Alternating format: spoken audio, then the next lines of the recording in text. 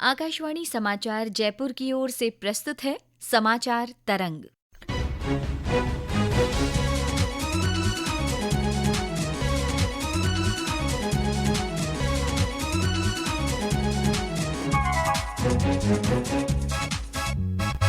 नमस्कार। समाचार तरंग के इस अंक में आपका स्वागत है। मैं हूं माधुरी। आज आपको एक अनूठे मित्र निक्षय मित्र से तारुफ कराएंगे। इस मित्र की खासियत क्या है और ये किस तरह से काम करता है, इस पर ज़रूर प्रकाश डालेंगे। लेकिन उससे पहले आपको बता दें कि एक बेहद गंभीर बीमारी टीबी यानी क्षय रोग ने किस तरह से अपना शिकंजा कस रखा है, सिर्फ भारत पर ही नहीं बल्कि पूरे विश्व भर में। WHO की रिपोर्ट के मुताबिक साल 2023 में इस बीमारी से विश्व भर में 12.5 लाख लोग लड़ाई हार गए और अपनी जान गंवा दी। इनमें तकरीबन 6 लाख पुरुष थे। इसी साल यानी 2023 में 1,80,00,000 लोग इस बीमारी के शिकार हुए थे।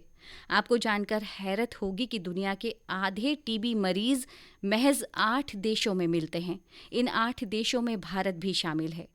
इसी गंभीरता को ध्यान में रखते हुए केंद्र सरकार ने टीबी मुक्त भारत अभियान शुरू किया, जिसका उद्देश्य इस बीमारी को जड़ से समाप्त करना है। आज हम न सिर्फ इस अभियान के बारे में जानेंगे बल्कि टीबी रोग के कारणों और निदान पर भी चर्चा करेंगे। साथ ही निक्षय मित्र के बारे में भी जानेंगे। निक्षय मित्र के नाम से वैसे कुछ आपको अंदाजा लग गया होगा। बहरहाल स्टूडियो में हमारे साथ मौजूद हैं डॉक्टर पुरुषोत्तम सोनी। आप राज्य क्षय रोग अधिकारी हैं। आज के हमारे मेहमान हैं जो हमारे सभी सवालों का जवाब देंगे। डॉक्टर साहब, आपका बहुत बहुत स्वागत है। नमस्कार सर, जैसा भी हमने टीबी मुक्त भारत अभियान की बात की, तो सबसे पहला सवाल तो मैं यही करना चाहूँगी कि राजस्थान में टीबी की क्या स्थिति है और इस अभियान को यहाँ पर शुरू करने की क्या आवश्यकता हुई? पूरे भारतवर्ष में 347 जिलों को चिन्हित किया गया। कुछ मापदंड भारत सरकार द्वारा निर्धारित किए गए कि जहाँ पे क्षय रोगियों के अंदर मृत्यु दर ज़्यादा है या टीबी रोगियों की खोज दर ज़्यादा है। इन सूचकांकों के आधार पे 347 जिले चिन्हित किए गए। उन 347 में से 5 जिले राजस्थान के भी चिन्हित किए गए। उन 5 जिलों में 3 कोटा जोन के 12 झालावाड़ और कोटा, एक हनुमानगढ़ और एक राजसमंद, 5 जिलों को चिन्हित किया गया। और इन जिलों के अंदर हम इस अभियान के तहत कई तरह की कार्रवाई कर रहे हैं। अभियान के दौरान निक्षय शिविर आयोजित किए जा रहे हैं। निक्षय शिविर के तहत हमारा एक निक्षय वाहन होता है, वो वहाँ जाता है और संभावित क्षय रोगी हैं उनकी जांच की जाती है। जी सर, निक्षय शिविर के बारे में भी हम जानेंगे, लेकिन इससे पहले एक बहुत सामान्य सा सवाल है कि टीबी है क्या? क्या ये संक्रामक है, एक व्यक्ति से दूसरे व्यक्ति को फैल सकता है? और एक और सवाल है कि टीबी और साधारण खांसी में अंतर कैसे पता करें?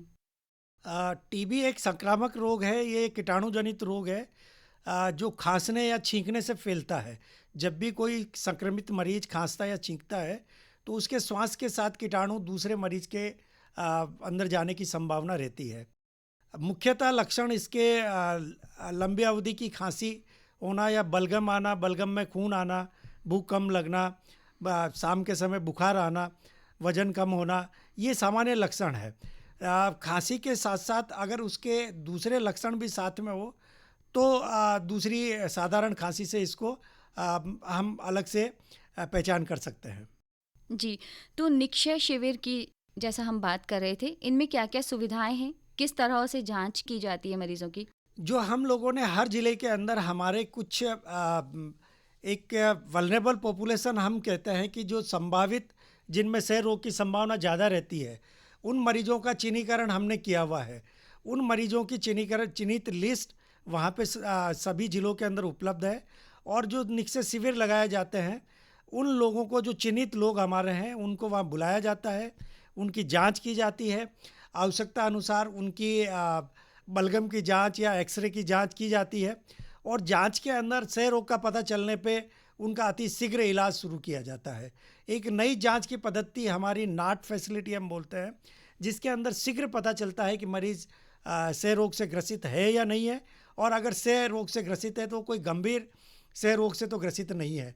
तो ये पता वहीं पे हमको चलता है जांच के अंदर, और जांच में क्षय रोग का पाया जाने पर उनका शीघ्र अतिशीघ्र इलाज शुरू किया जाता है ताकि उनको और उनके परिवार वालों को लाभान्वित किया जा सके है। बिल्कुल सर। और जैसा कि हम टीबी मुक्त भारत अभियान की बात कर रहे थे, तो ये 100 दिवसीय कार्य योजना बनाई गई है। तो ये 100 दिवसीय कार्य योजना क्या है? 100 दिवसीय कार्य योजना के अंदर जो चिन्हित जिले हैं उनमें शिविर लगा के जो भी संभावित रोगी है उनकी जांच करवाई जा रही है। जांच के साथ हम उनका दूसरी जो भी सुविधा है सरकार की तरफ से निक्षय पोषण योजना की या निक्षय मित्र से लिंक करवाने की, वो सारी सुविधाओं का लाभ भी उनको दिया जा रहा है। और चिन्हित जिलों के अंदर जो बीमारी के मरीजों की संख्या है उनको नियंत्रित करके उनका पूरा ध्यान रखा जा रहा है। ठीक है सर, ये तो सरकार की बात हो गई कि दोनों सरकारें क्या कर रही हैं। प्राइवेट सेक्टर का कोई रोल है इसमें?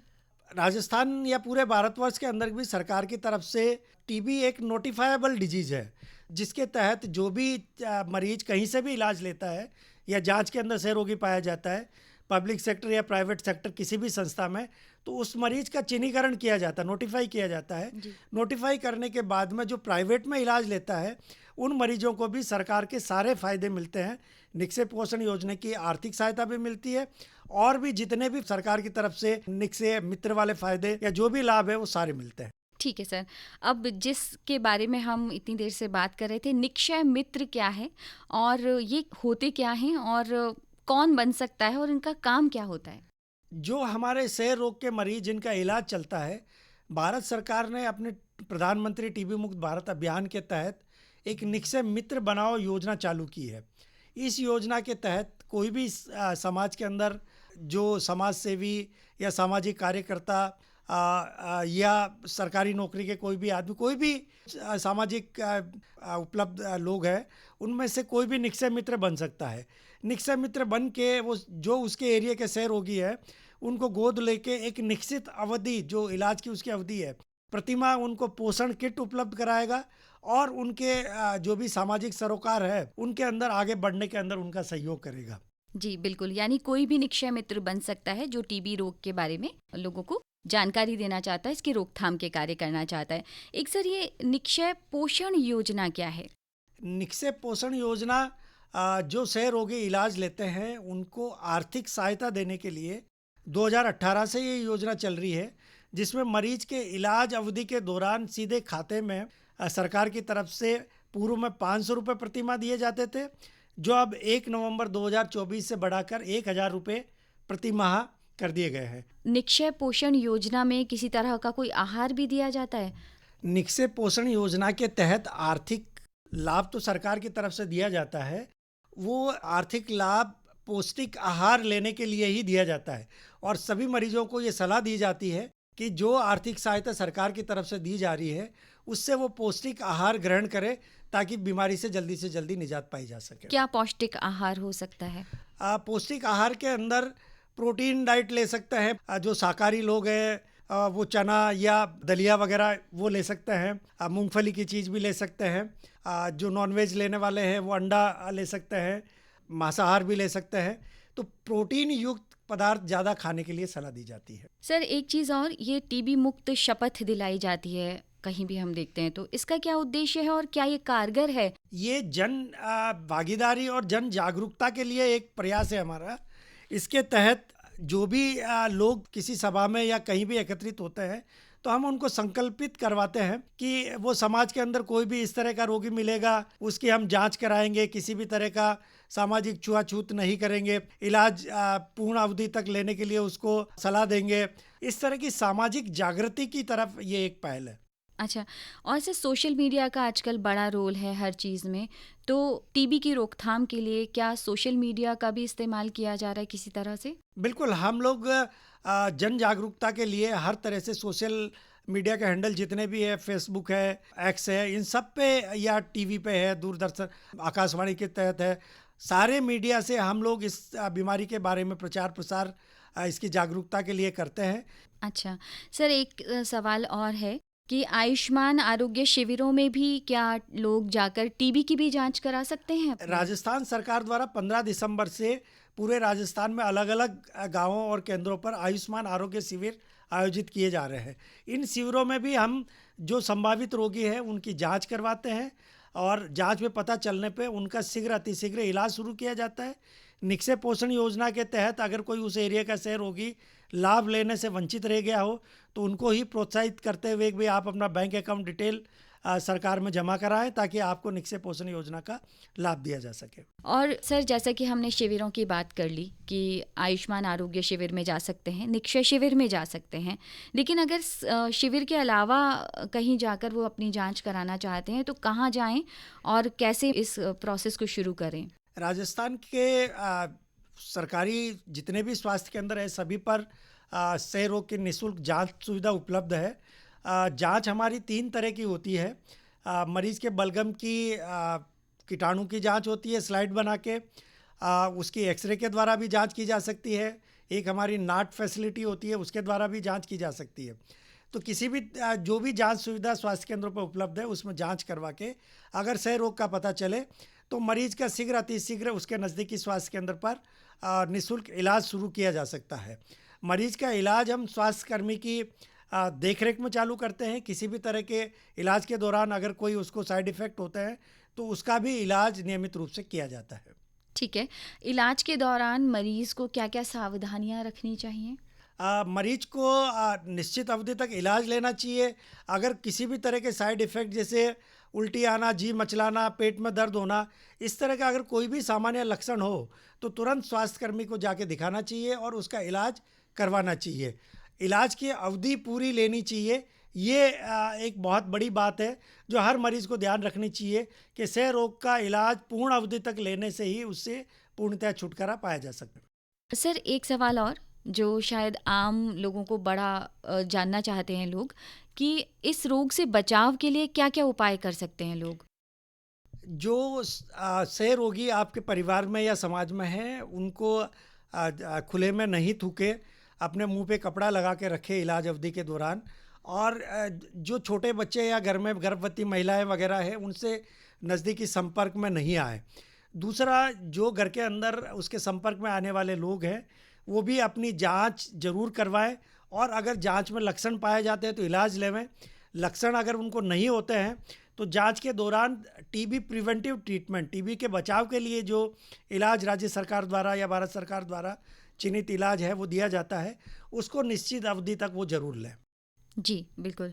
एक बहुत ही मेरे जिज्ञासु मन का सवाल है कि मान लीजिए किसी टीबी रोगी को कोई ऐसी बीमारी हो गई और उसे मुंह से श्वास देने की अगर आपको ज़रूरत पड़ी तो फिर ऐसी कंडीशन में क्या किया जा सकता है?